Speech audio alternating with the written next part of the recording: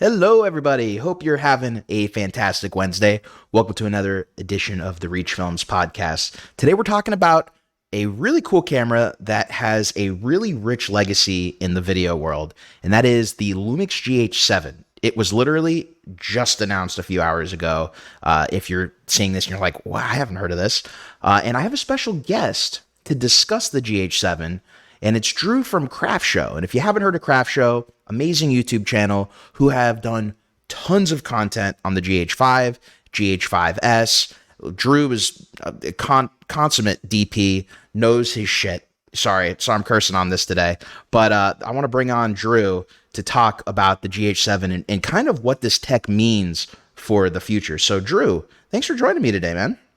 What's up, buddy? Good to see you again. Good to see you too. Correct me if I'm wrong. So we know you've done tons of GH5 content. Didn't you do the launch video for the GH5S? Yes, we helped with. We actually did the launch video for the anamorphic. That's when they unlocked the anamorphic side of things, and we did a bunch of content with the anamorphic piece actually. And so I was just looking at some of that not too long ago, and it was interesting. It was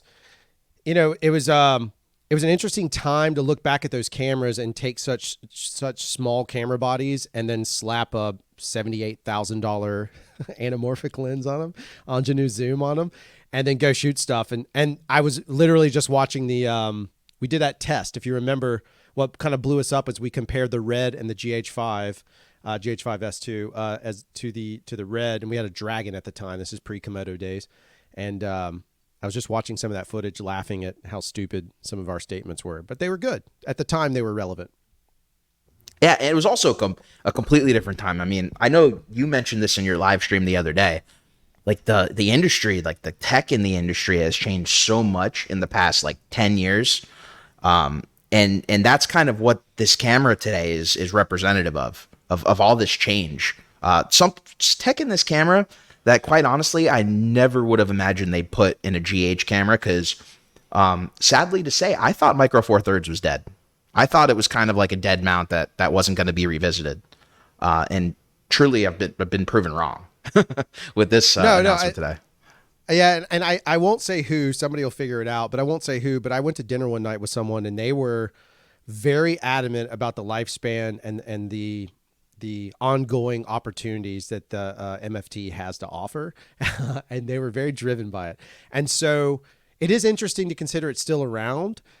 I don't know if I would say I'm opposed to MFT. I'm currently on a Micro Four Thirds camera. I still use my GH5s for live stream on the regular, but I don't know if with other pieces and parts in play, if I would put them back into a production mix, except to make one argument, and I've said this before, we launched with a bunch of gear. I talked about this on the piece we've been doing about how to start a production company, and I'm basically telling everybody how I did it, 100% down to the numbers.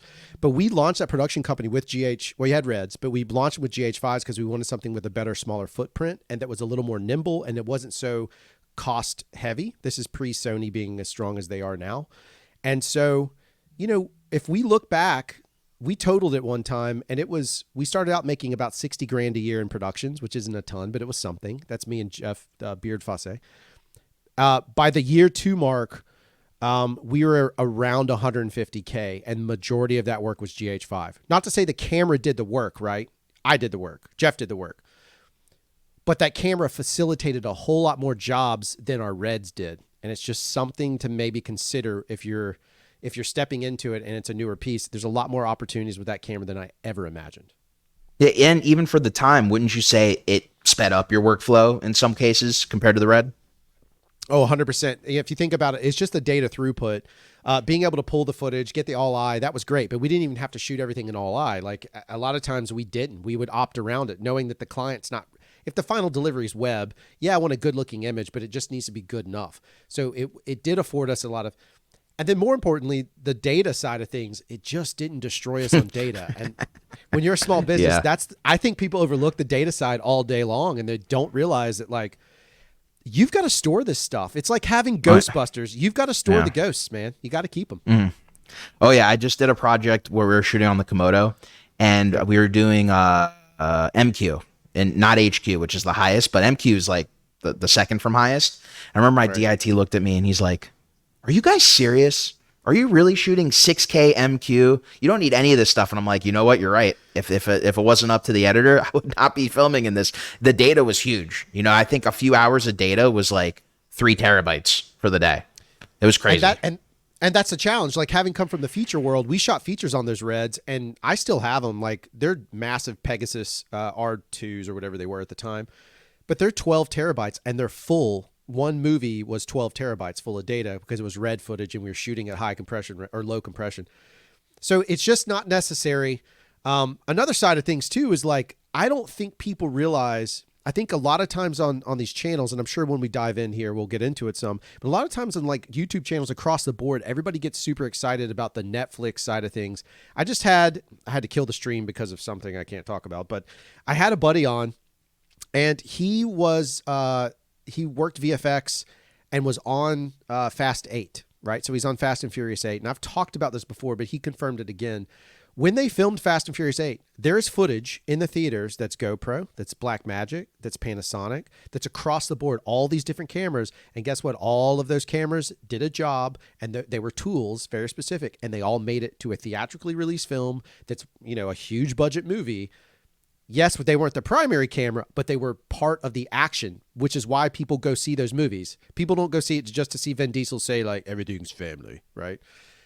So just putting it out there. So the fact that maybe this new one has even more functionality could go a long way of, you might see them show up as crash cams and other options down the road. For sure. Absolutely, especially with some of these features. So let's pop it up. Now, just for reference, so everyone knows what we're going to be looking at. This camera just came out. There's really not a product page. So we're looking at the CineD article that references, you know, a lot of the tech specs, what's going on here. So I'll have a link in the description. So if you want to kind of read along, see what we're looking at, you can there. But so the big features on the GH7 is going to be, you get actually good autofocus, phase detect autofocus in video, which is huge, especially in one-man band, smaller productions right now. It's essential. Then you have internal ProRes and ProRes RAW. Again, I don't really know, other than the DJI cameras, what other camera shoots internal ProRes RAW, especially outside of Blackmagic and Red and Nikon. So this is going to be a first for Lumix. And then another feature is the 32-bit float audio. If, with an asterisk there, you have to have the XLR module in order to do that.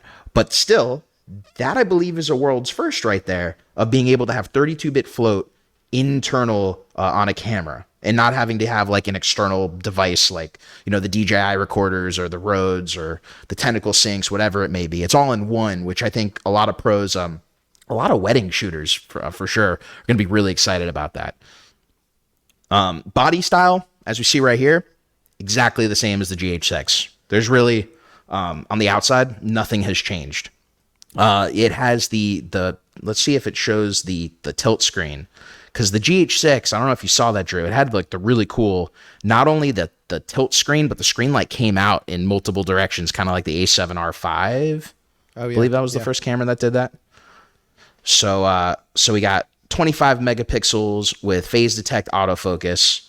It's got a backside, I believe it's a backside illuminated sensor. It's CMOS, typical.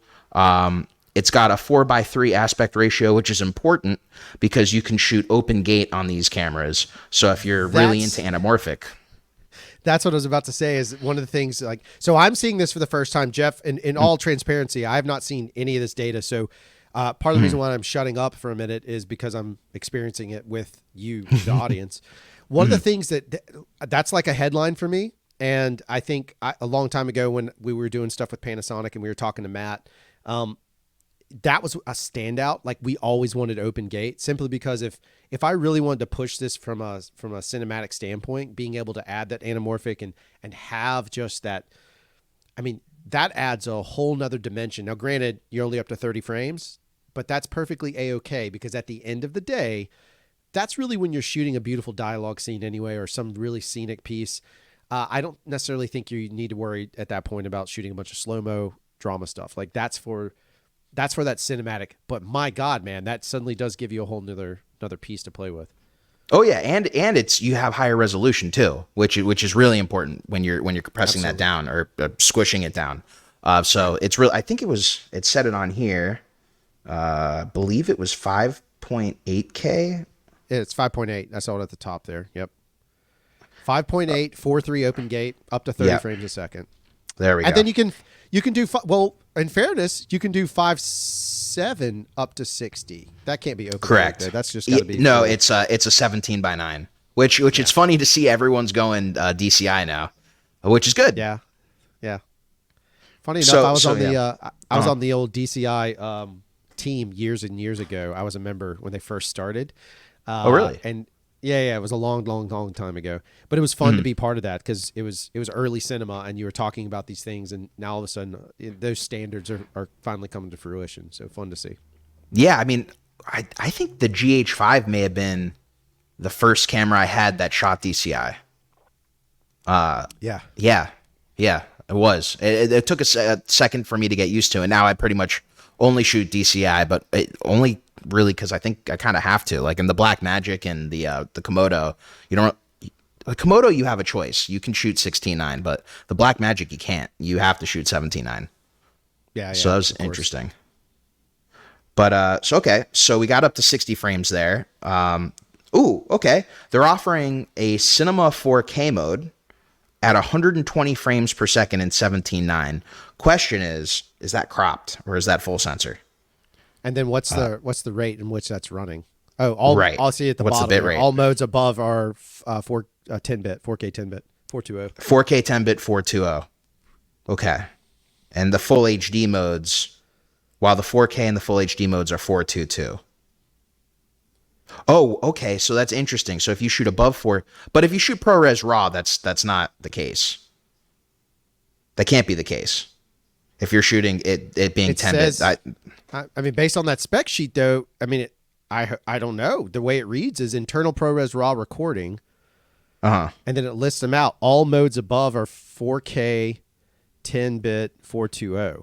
While the 4K I see. I would argue that that's like the 10-bit versions are going to be in 420, but if you shoot ProRes RAW, I'm sure it's not, because that defeats the whole purpose of shooting in ProRes RAW. And here we go right here where it's talking about more about the ProRes RAW. 17:9, 5.7K up to 30 frame or 29.97. Cinema 4K up to 60 frames in ProRes RAW. So those are the ProRes RAW data. That's, to me, as a going back to not just being a commercial guy and advertising more so now, as a filmmaker, maybe even a documentary filmmaker, those are very appealing to me. That appeals to me quite literally. Like now all of a sudden, if I'm certainly shooting, like maybe my interviews are that way, but if I'm shooting more landscape driven pieces or something where there's texture and I really want to pull it, being able to frame that up to me would be, and have that data would be fantastic to push the grade. Maybe even as a short filmmaker, maybe if I was into that space, but it seems like that as far as it looks frame wise, I mean, why not? I mean, look, everybody delivers in 4K anyway at the max. Like for sure. I know there's others, but most companies, and even an indie film, you're never delivering higher than that. So the fact is that you have that clarity. I don't know. That's pretty amazing. And that clarity without having to strap on an Atomos on top. Even though obviously the monitor side is great to have a bigger monitor, if you're trying to just be as compact as possible, you can, which is pretty cool. It says that's huge. It looks like you can do it on the CF Express card or a USB-C SSD connected to it, the ProRes RAW. And you know what's nice is being a Sony guy, as long as it's CFBs and not right. I imagine isn't that what the standard is now? No, it's definitely CFBs. Yeah, I think. Yeah, I actually just did a review on a CFA card, and I was talking about how like you can only use on Sonys. That's it. Yeah, and CFBs are like everywhere else now. It's like Canon, Nikon, Red, Blackmagic. I don't know. I think there's a company I'm missing on here. But like everyone else is using CFBs now, so the cost differential from a CFB to a CFA is I mean, as a Sony guy now, huge. Like And so I had been using those Angelbird 1 TB, or I have a couple of those, and I've pulled them because they've been pulled themselves from the market. Yeah, so that's not a good sign. So I pulled them. No, not at all. So now you have to go buy Sony cards, which the Sony 320s are stupid expensive. And so suddenly, I don't like to have real big data cards just because I like to reload, because it's just a manual process of backing up. But they're so quick to offload. They are. In this case, though, for the price of one card, you could get two at least, right? For one CFA, you could at least get two CFBs. So, yeah, no, for sure. I mean, I just had to do that with this huge guy, massive, look at that fella. Huge. By the way, guys, I'm Donald Trump style, huge. It's massive. This is way bigger than I imagined. But I was able to get a 512 CF Express B card from Lexar, a good speed one for like 150. Where I just bought a 512. Dude, there was a sale this week on B&H on CFB cards. I was actually more upset. Yeah, there was Deal Zone. I think it was Deal Zone for like 110 or something, like 110 or 120. Same card. Oh. Yeah, I can't handle that. I can't. Good news though for everyone looking at the GH7, just to circle back real quick, is CFBs are very affordable for the media. Well, consider the fact that back on the GH5, we were gifted one, and we bought the Panasonic branded cards, the V90 cards that they put out. They were $300 or $500. It was some ungodly number. So expensive. It was crazy. They're great cards. They held up. But my God, man, it's just ugh. It was nice to see the prices of those come down so much, and I'm sure you can do a lot with the V90 SD card on the GH7. But the problem you're going to face is really offloading. You're going to get really slow offload times with the V90 card, even though it can probably do most of the modes compared to a CFB card. It's going to be a night and day difference. And that's why I wouldn't really recommend them unless you're kind of like a solo operator and you have enough media for the day. Then it's kind of like, whatever, do your thing. But if you're going to be offloading and putting on a drive, CFB is the way to go, like hands down, or an SSD. But I just don't like having the little thing stick out of my camera. No, listen, I've had too many problems with Blackmagic. I've had some things go wrong, so I'm with you. Yeah. I used an SSD with that Blackmagic for like the first few days while I had no CFBs, but I was unwilling to go take it and shoot anything until I got that in. I was just like, I don't know how I feel about this. Yeah. But so let's see. What else does this have? So, okay. So it looks like they're doing what the Blackmagic is doing, where they're also going to give you proxy, low bitrate proxy files at the same time. But instead of it being on the CFB card, it's going to be separated onto the SD card if you have it inserted. So you can get full HD 10-bit 420 12 to 16 megabit proxy files.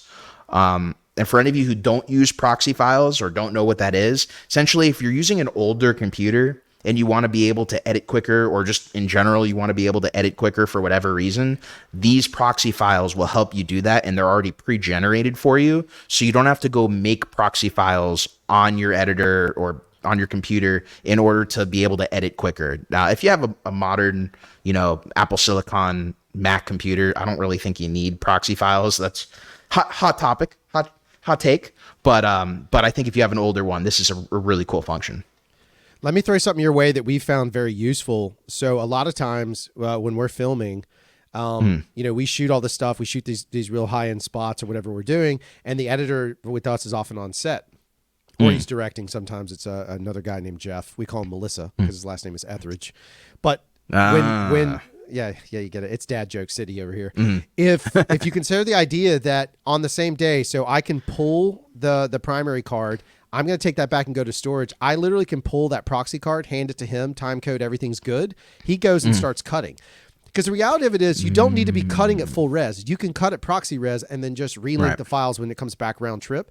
And it's also something we've done with Whirly, where if we know Jeff's going to color it, we'll back it up, but then I send the card with him, or I can send a copy with him just as easy. And then those proxy files immediately get into the mix and start the production process. So something to consider if you're on a timeline and you just want to crunch through it, you can get it to your editor so much quicker. I actually think that's a really great feature. I'm happy to see that. You have a really great point there, especially because you can get them in 10-bit. 10-bit Yep. 420, which is still fine. Yep. As a proxy file. That's great. So that's a good point. Yeah, and I don't know what other cameras are letting you do proxy files on a separate card. Like it almost seems like that's going to be what the SD card slots for people who are using this on the pro level. Literally just those proxies. Panasonic says it's possible to set a real-time LUT. I mean, that's kind of something we had already. The GH7, they're doing the whole camera to cloud integration. I don't know if you've messed with that, Drew, but a lot of the newer cameras, it's I'm not going to sit here and be like, oh, I upload to the cloud all the time. It's cool to have.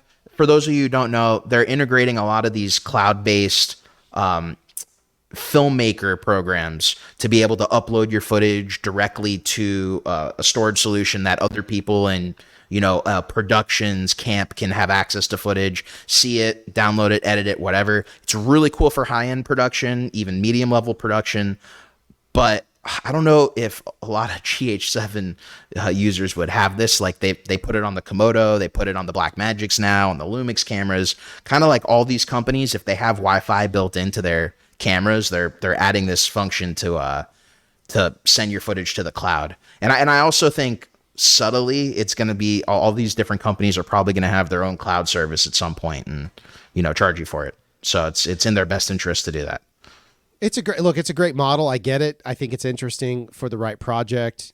We've tested it a few times. We didn't like it. I didn't like the process. I even did during the pandemic early on, prior to camera to cloud stuff existing, I did a huge test for Universal, and we literally did that. I was in Mobile.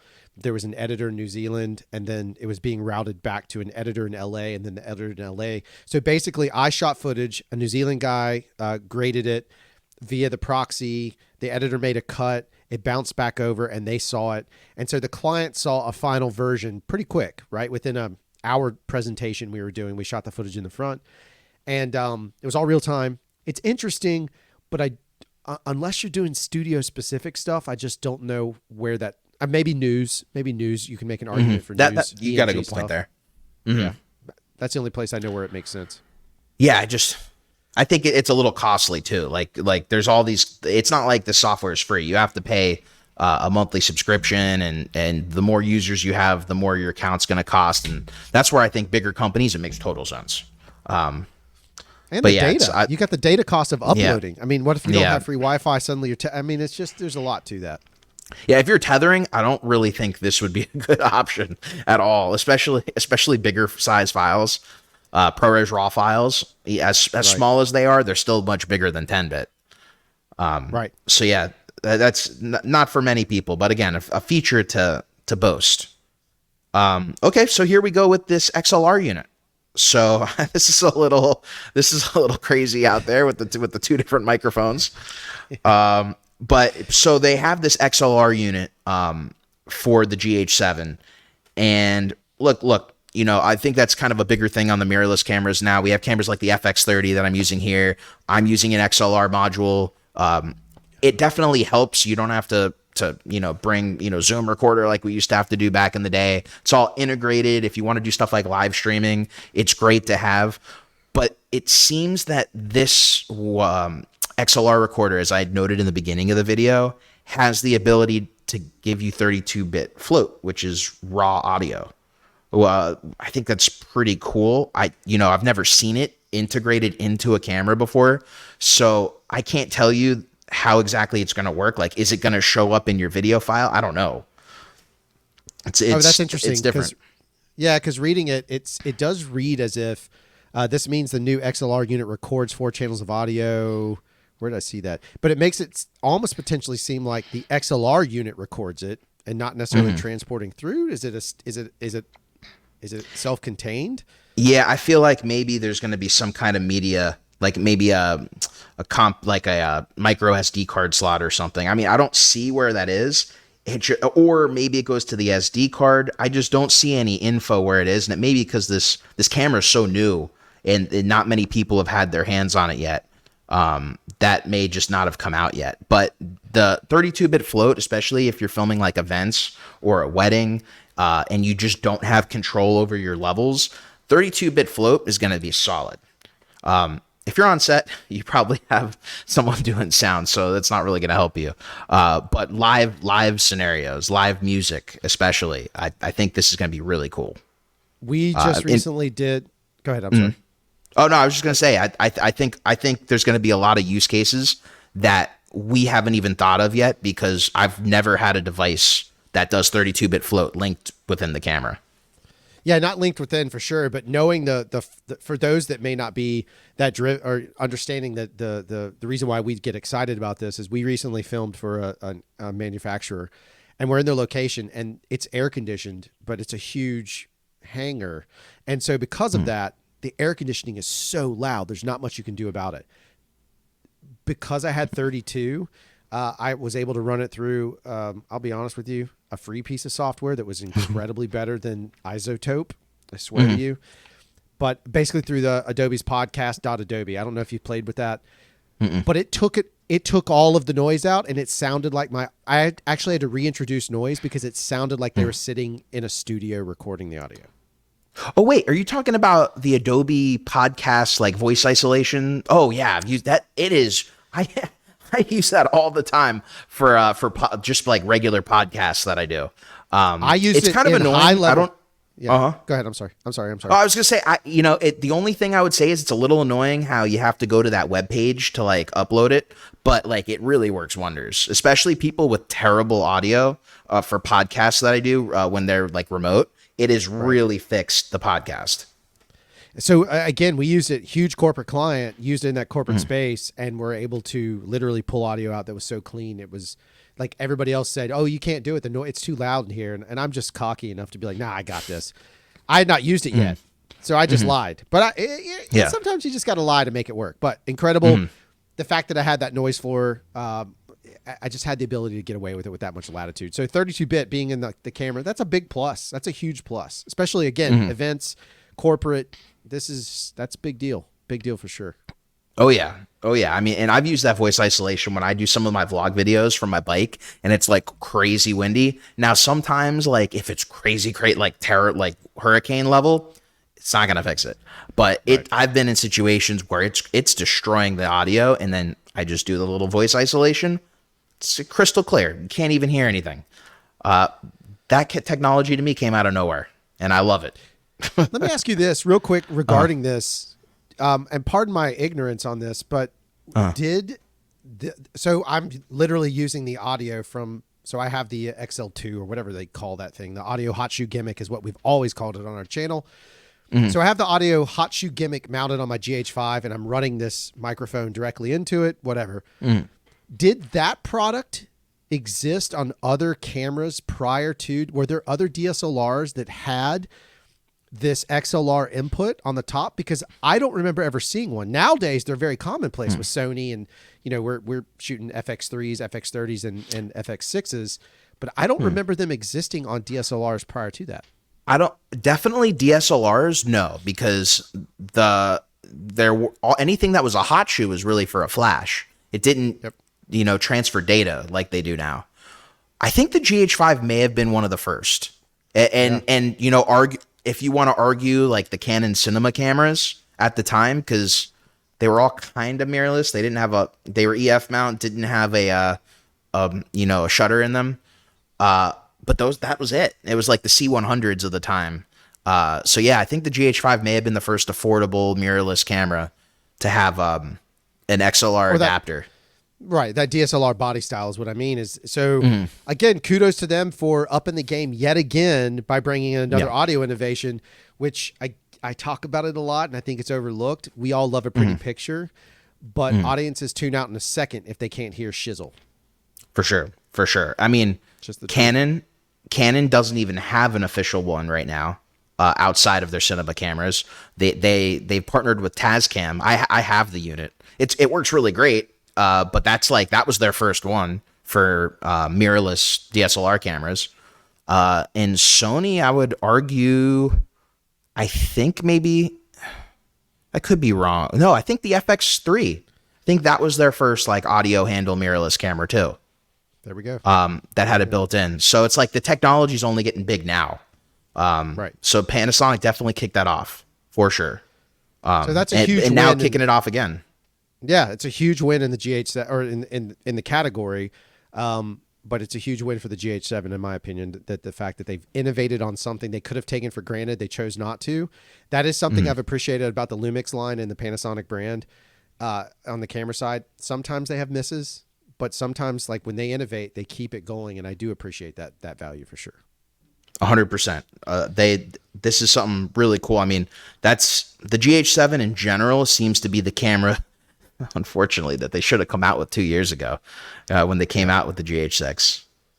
So real time LUT, it's kind of like stuff that's been there before. They're putting the photo styles that's in the whole S9 camera. That's kind of, that whole camera is controversial in itself, but they're putting the photo styles in kind of like the Fuji cameras have. So if you want to take still photos and kind of have it colored in camera, you can do that just like the other cameras, which is cool. It's cool. Me personally, if I bought a GH7, I probably wouldn't be using it for that. But I guess for anyone who wanted to use it as a proper hybrid camera, you could. Yeah, it doesn't hurt. Oh, here's the big one, though, that Drew was telling me about when we were looking before the show. This camera is going to have Arri Log C3 from Arri inside the Lumix GH7. Pretty crazy. Pretty crazy. You can match it with Arri cameras. That's where I think this thing is definitely going to be used as like CD whatever cameras, if they could do that. Yep. Yeah, the fact that it's a relatively cheap license at $199, like, I will tell you though, if you've ever effed with Arri Log C, it is it's a real pain in the butt, and I think a lot of people, at least in my experience, the little bit that we've dealt with it's, but that's because it is a pain in the butt because it is so technical. It's a very technical piece. So the fact that it does that, and if I'm not mistaken, would that also then enable?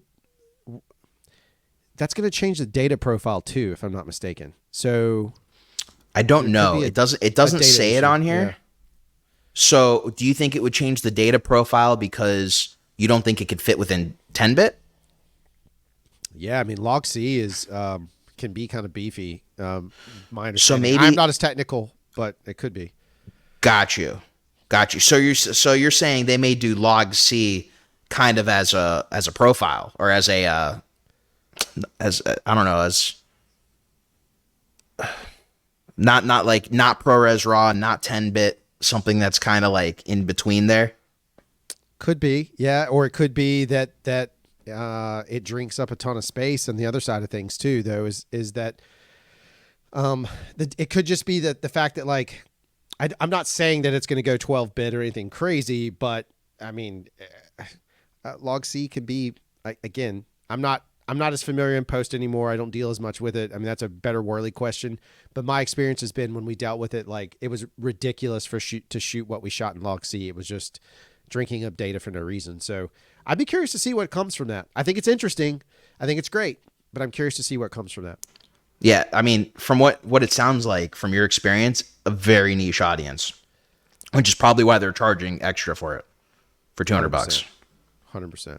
But still cool. I mean, I think they're the first camera I've ever heard of that actually has Arri Log C3. Like any kind of other company's log profile in general in their camera, because Lumix has no relationship with Arri. If any, I'm trying to think, who are there really any companies that have a relationship with Arri? There's been I don't think rumor. So. There's been rumors, but I don't remember exactly who it was about Log C getting licensed. Gotcha. But consider this though, it is a standard on the higher end of production, which then means if it is the case and it is the data side of things, it could mean that this is positioning them to qualify this camera for, I mean, the Netflix qualification is a joke. It doesn't mean anything at all. I can assure you of that. As I told you, it's almost like a more real Netflix qualification if you want to even give it any serious thought. Like if someone's going to go and they're going to film on like an Alexa 35, they can actually seriously consider this as a secondary camera to that, or as a secondary angle and match. 100%. Also, it could qualify. So everybody gets excited about the Netflix thing, and I've talked a little bit about it. Where I get super hyped up is that HBO camera assessment test that we've talked about. I've talked about briefly before that we were able to view. That standard is the highest quality that each one of those cameras gives. If Lumix is making a secret run, if this camera shows up in the camera assessment for 2025, because it can handle Arri Log C, that's game changing across the board in the sense that now that little bitty camera is competing on the same level as pretty much any camera standard. I mean, the last one had film 35, Alexa 35, the Panasonic, or the Sony stuff. I mean, all the way down, not the FX series, but like the what is there? The Venice series. So this is what HBO does every single year. They do this camera test every year. But that means that this camera is being poised to be a fantastic documentary camera. That's huge. That's massive. I don't know. That's exciting.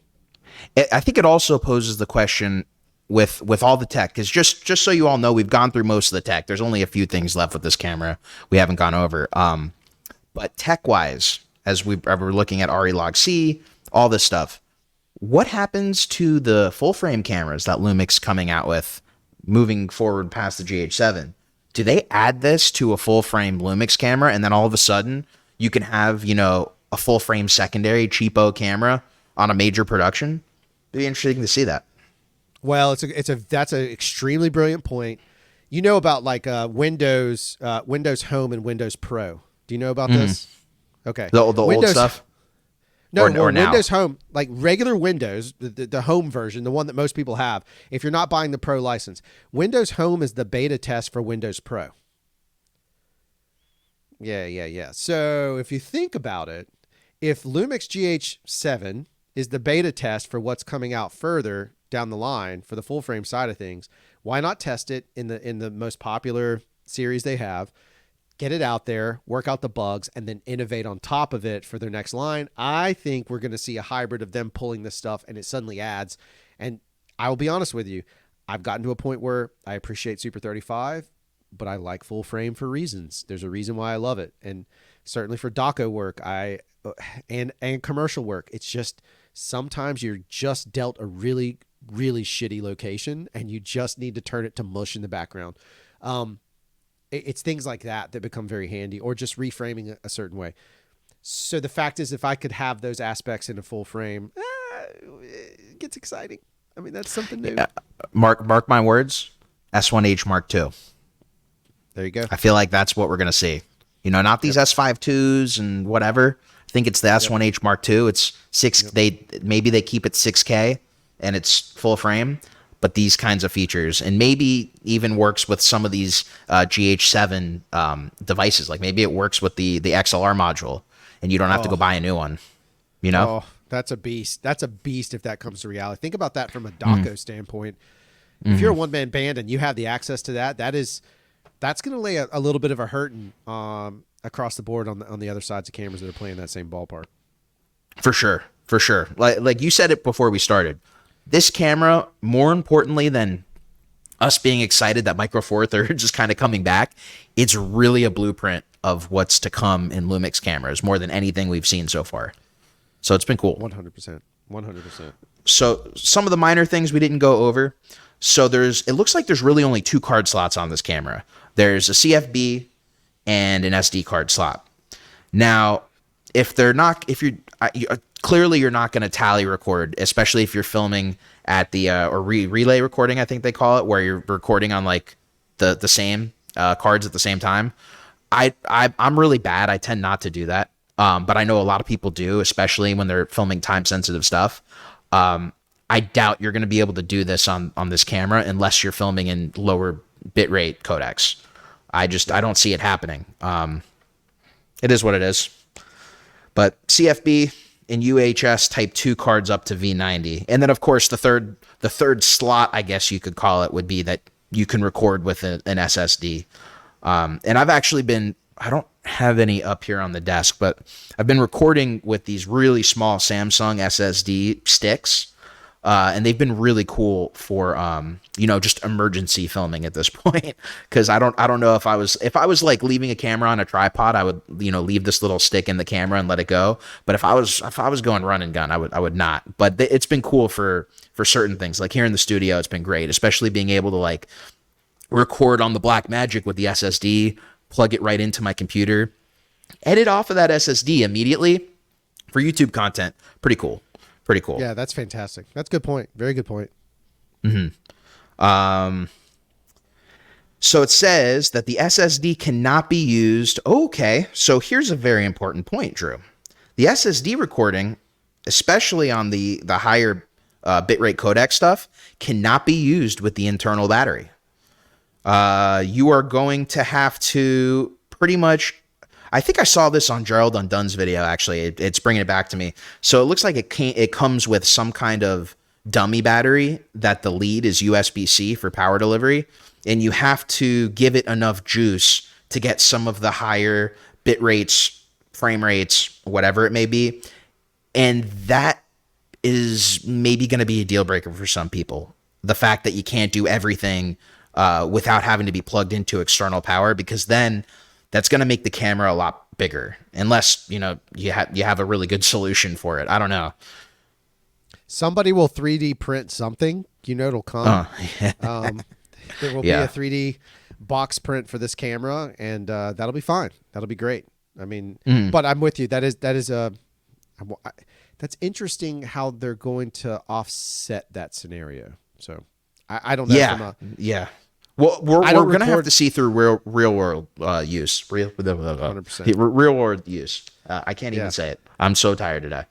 But yeah, we'll see what happens. I don't know. Like, it also depends on how much juice it takes. Because if it requires more than like 20 or 30 watts, you're going to have a bigger battery that can output like 60 watts, 100 watts, whatever it may be. Yeah. That could be detrimental. Yeah. So just stay tuned on that. We can't answer that here. Last thing is a fan. This thing's got a big honking fan on the back of it. So you're obviously never going to have overheating. But on the flip side, do you lose the weather sealing because there's a big fan? I don't know, but I would assume so if that was the case. I actually saw something when we were talking. I was scanning through stuff somewhere. There's talking about overheating, and it said it still will overheat. Where did I see that?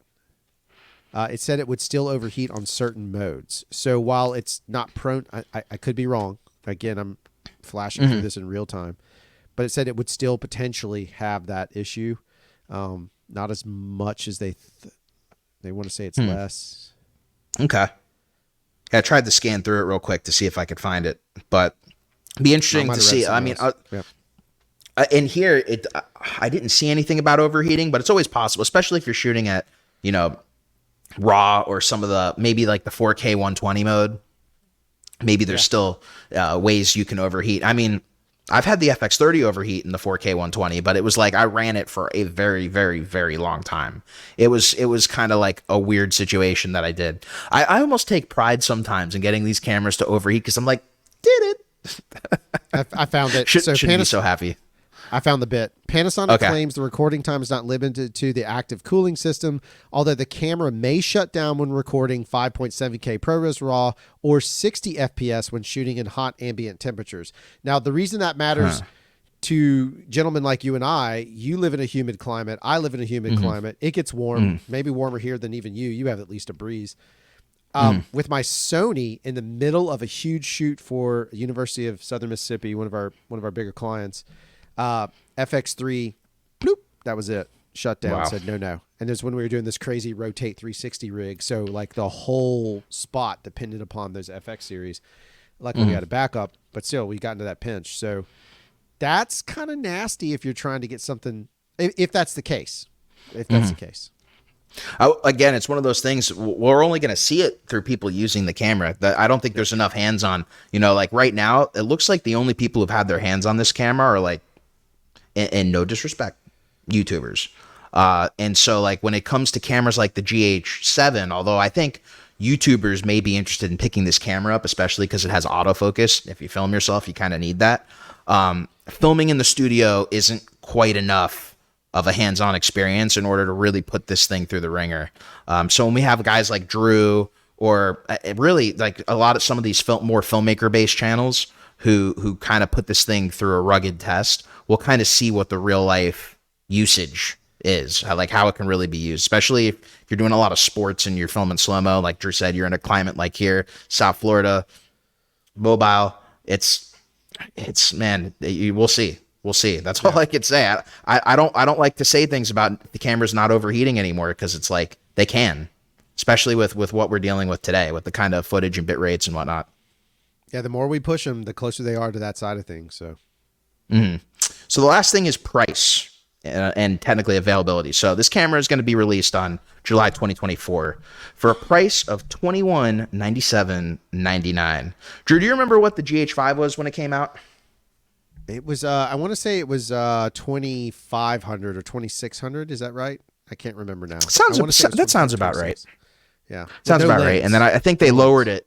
And then I think they lowered it when the GH5S came out. Yeah. And that kind of like took that spot. So okay. So they're kind of keeping with the same pricing strategy they've had with the GH cameras. $2197. Interesting.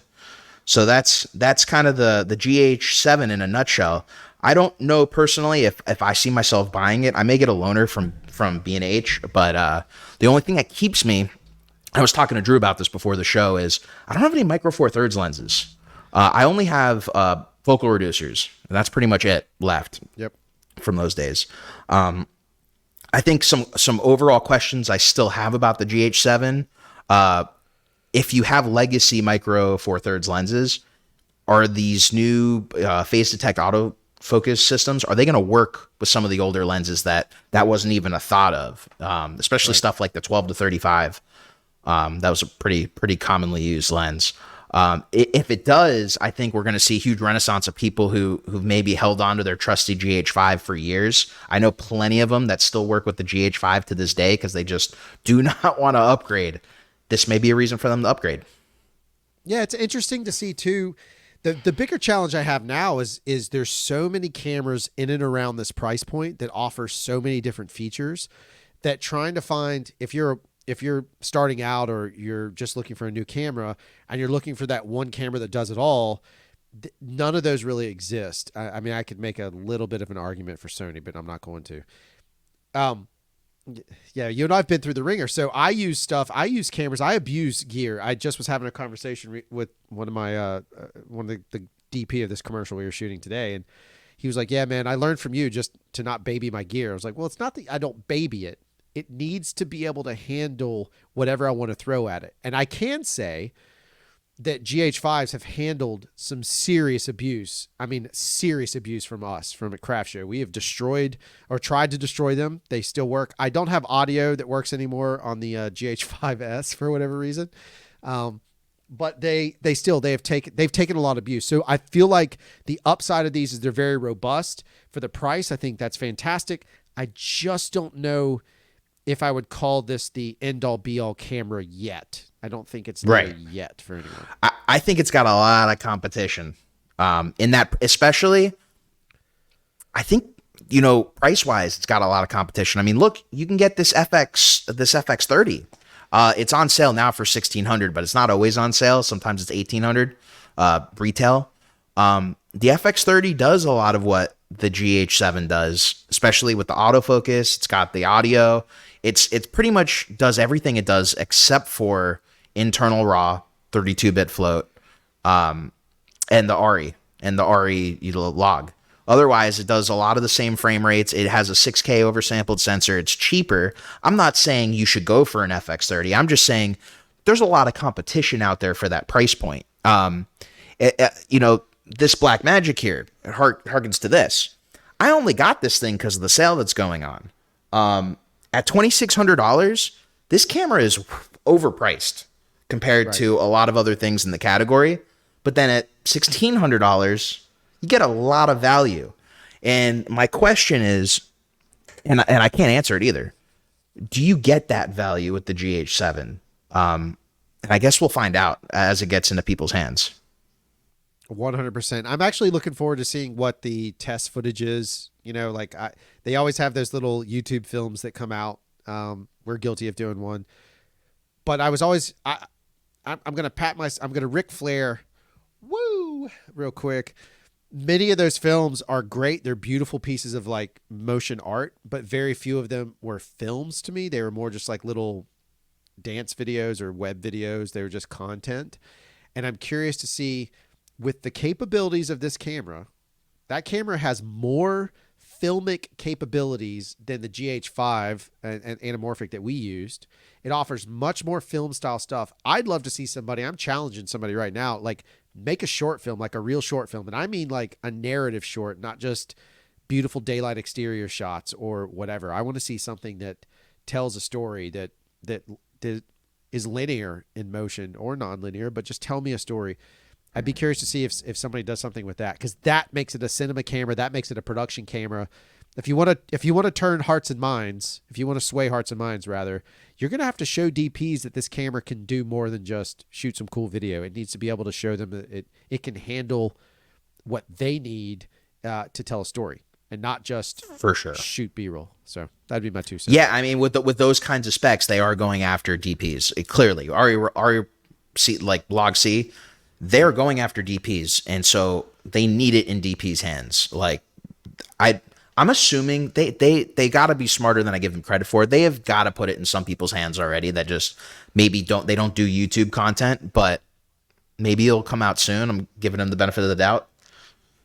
I don't know. I'm sure. I'd love to see they've done it with every other release. Every other release they've done has had a camera or like some kind of video. I just hope I hope somebody pushes the boundaries of it a little bit and not just make a content video, but instead make something that's, you know, that's pushing the camera, but it's pushing the idea of what a camera release film should be. I think that's more important. Yeah, I think the only person I would say to keep your eye out for that tends to do stuff like that, tends to be one of like the only content creators in the space that does that. It's probably Cam Mackey. You know, his stuff doesn't always necessarily tell a story, but it looks good. And it looks a lot better than a lot of other content creators out there because, you know, he's a filmmaker who went into content creation. And he seems to do a lot with Lumix. So I would assume that he'd probably have some cool review coming out at some point. Yeah. So it'd be just good to look at. Well, there was one other camera that came out today. We're not really going to cover it because it's not really something I plan on picking up, but it's just good to acknowledge. And Canon came out with a C400 today. And the only reason I bring that up, it's Canon's first professional full frame RF cinema camera. Because there hasn't been one, you know, like as much as people like to say the R5C is a professional camera, although in some ways it is, it was lacking in so many features and so much in image quality and everything compared to the higher end Canon cameras, even compared to the C70. Now this is something that will beat the C70 and is an RF mount camera. Just really quickly, 6K, shoots the internal Canon log, has the really nice color science from Canon with dynamic range that's absolutely worth it. It was definitely more than the R5C and the C70. So that's going to be interesting. But it's an $8,000 camera, so it's definitely above the kind of market that a lot of GH7 users, even myself, would really buy. I think kind of like the Komodo is kind of the top end I'd spend before starting to rent cameras. But it's cool to see that Canon has finally kind of come into the professional world on the mirrorless mount side. I think, though, in not saying this for sure, they could be a day late and a dollar short, just in the sense of a lot of guys and gals I know that moved away from Reds. There's another filmmaker here locally. Shout out to Calliope Films. Great company. But he's moving away from Red and he's going more towards the Sony side of things. He may change his mind now, but a lot of guys and gals I know are moving towards that Sony FX series, specifically 6 and 9s, just because for the price you get a whole lot of bang for the buck. So Canon may be just a little behind on that side of things. We'll see. I'm not saying it's a bad camera. The Canon really has one big thing on them, and it's the RAW, which the codec sucks. I'm gonna sit here and tell you it's the Canon codec for RAW is terrible, but it is 6K, so it's one of those things where you are having higher resolution, and that's fair. Maybe one of the few things that they do have on Sony. But Sony Sony's due for a new release on the FX6, FX9 front anyways. So we could very well see a really good high dynamic range, higher resolution Sony Pro level camera soon. 100%. It is a wild time if we think back to just 5, 7, 8 years ago when this variety, this many options of cameras didn't exist. There's a handful. And a lot of stuff was really expensive at the time. And even prior to that, when you're really an old guy like me, all the cameras that you wanted were, they were $100,000 because that's the way that was. And now here we are talking about cameras that are super capable, like this GH7 for $2,200. I mean, that's it's a different world. It's a totally different world. Yeah.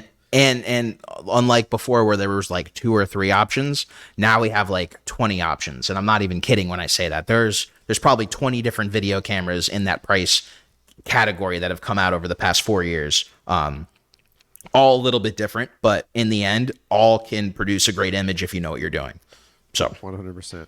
100%. Well, Drew, I want to thank you for joining me today. It's been too long since you've been on the channel, since we've been able to chat. This is a perfect way to get together. So I appreciate it. Always, man. And I look forward to talking and hanging out more often.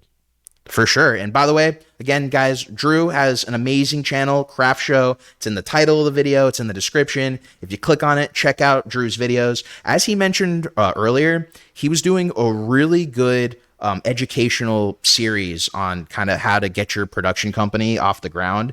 And so if you're new, you're just getting into this and you're looking to hear from a seasoned professional, check that out. There's a lot of knowledge bombs in that video. So thank you for doing that, Drew. It was a really great video series. I appreciate it. By the way, it's also a podcast because I talk so long that I decided to make an audio. So there's an audio only version. It's available on Spotify and Apple. So you can go out there and find the audio version if you just want to listen along. Cool. Sounds good. Well, thank you everyone for joining us live. I know this was a lot of us talking, but there was a lot to go over. So I do appreciate it. Thank you again, and I'll catch you guys in the next video. See y'all later.